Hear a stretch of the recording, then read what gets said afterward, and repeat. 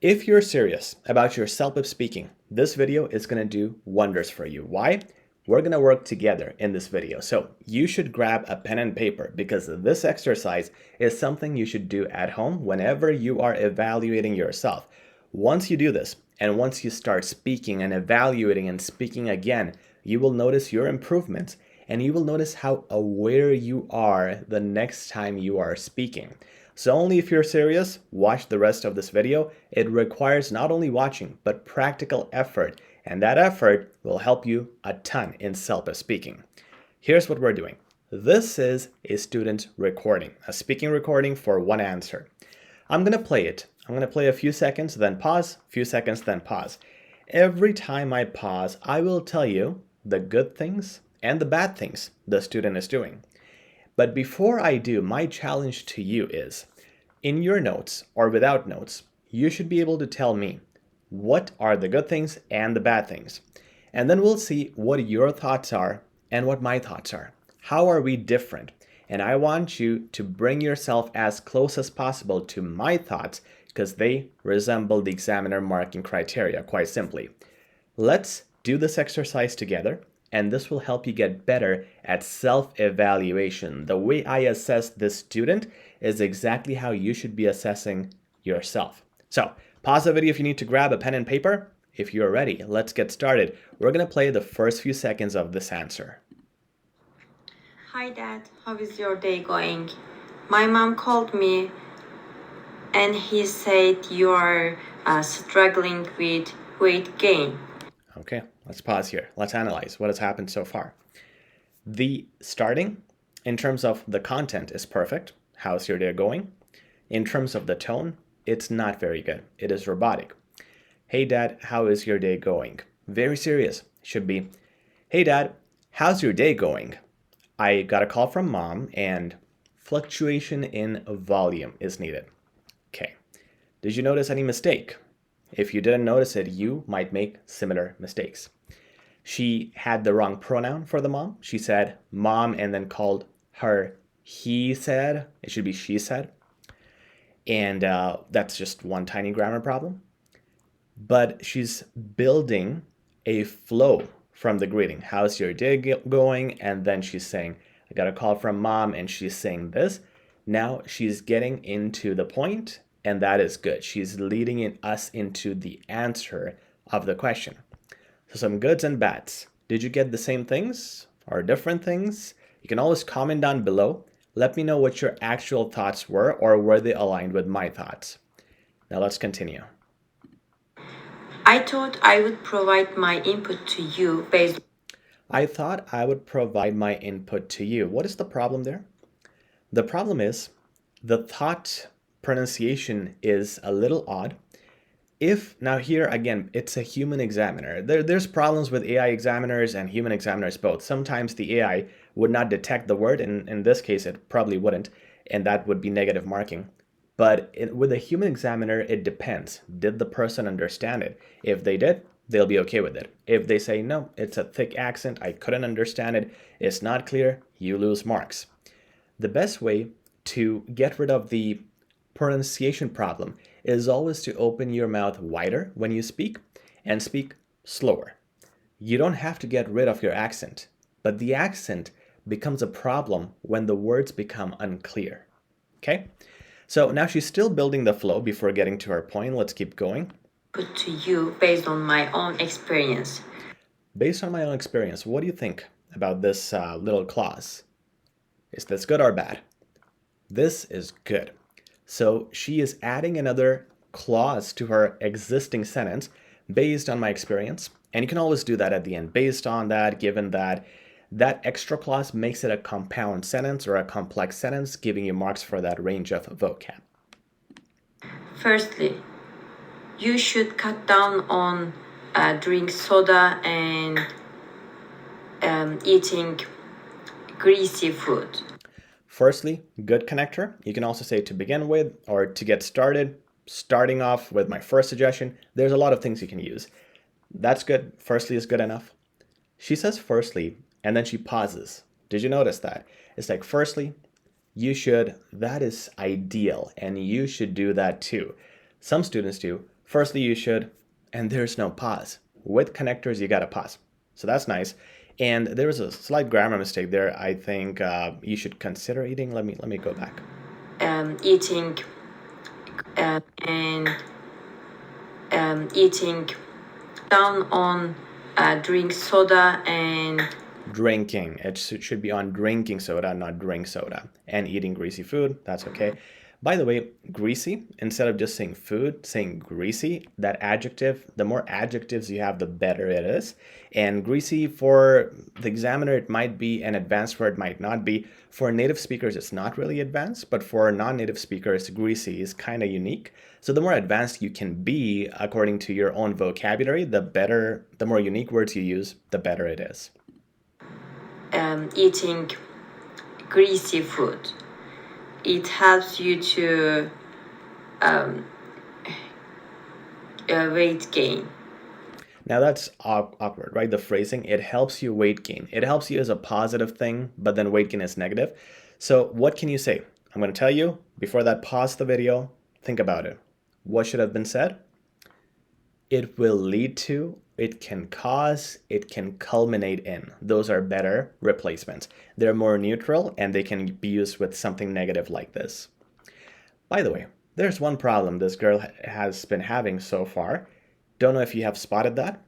We'll come back to it later because that problem continues. Let's keep noticing. Quickly. Quickly, good. Adverbs, wherever you can use it, good. And secondly, the pauses are wonderful. This girl is doing really good pauses. You can see she's relaxed. She took a deep breath and then said secondly. That is amazing. Before and after connectors, before and after sentences, you should have those pauses. She also had that with the greeting. If she just mixes that up with good expressions and emphasis, this would be really good for tone. But she just said secondly, and what did she say before that? That was a mistake. She said and secondly. The whole reason we're saying secondly, furthermore, moreover, is so that you don't say and. When you say and, it's first of all repetitive, and secondly, it's a grammar mistake, and it's not unique enough. It has multiple problems. Just use your connectors. Don't say and secondly, and furthermore, or so therefore. Use just that connector. You can work out. You can go to gym, or if you don't spend money, just you can go out and you can walk with my mom. Okay, so we know there's some grammar mistakes there. We are not going to discuss every grammar mistake, but what are some major things happening here? You can. Same tone, it's repetitive. You can, one time is okay. The other time, you should say something passive. Workouts can also be done nowadays from the comfort of your home. So workouts can be done instead of me saying you can do workouts. Okay, change the phrasing a bit. Another way to say this is I would also highly recommend that. So now if you throw in 2 or 3 of these things, you can do this. I highly recommend. This can be done from the comfort of your home. You are giving the examiner a range of vocab. So this will not only help you save the marks that you were initially losing, you'll actually end up getting more marks because now you have fixed the old error. And with the new thing you're saying, you're expressing it with more variations. Let's keep going. And last one, but not least. Mess up the connector there. It should be last but not the least. It's more important. And let's talk about that issue that I was mentioning earlier, the issue. There are way too many ums. That itself is going to be a killer for the marks. We cannot say those ums. Instead, you're supposed to just pause. Pause or say a connector or say something else, but never ever say ums. It's a major mistake and something most of you do. Cannot say ums in CELPIP. You can do that in real life, but not in English proficiency exams. Now, in other cases so far, when she was saying she could have just paused. In this case, though, if she paused here instead of it would be a long silence. I think that's 3 or 4 seconds of silence because she's also thinking about her next point here. When this is happening, still fill the space with something. You can say, thirdly, it's also very important for you to understand that.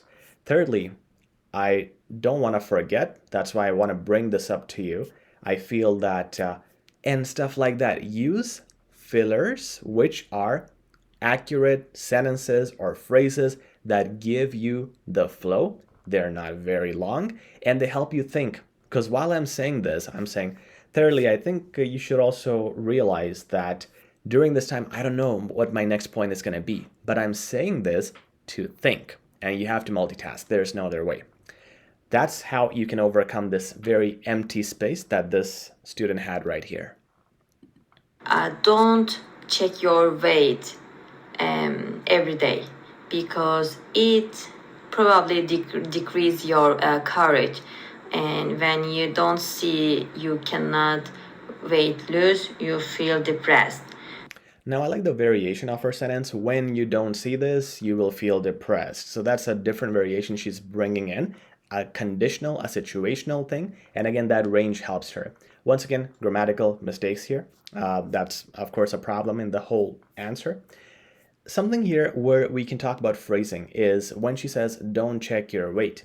Instead, what is better phrasing? That's also a question you want to ask yourself every time you self-evaluate. How could I have said this better? In fact, how could native speakers say this better? I would say, I would advise against checking your weight every day. I would advise against this. That's better. And now if you don't know how to use it and you still feel like this is odd, don't check your weight, go on ChatGPT, go on Google, type, how can I say this better? You can also, for specific words, use thesaurus.com and see the replacements, and that will help you understand, okay, this is the better variation you can use. But honestly, most of the times, you already know. Like if you pause it and just think, what is a better way? How could I have said this better? You will come up with something better.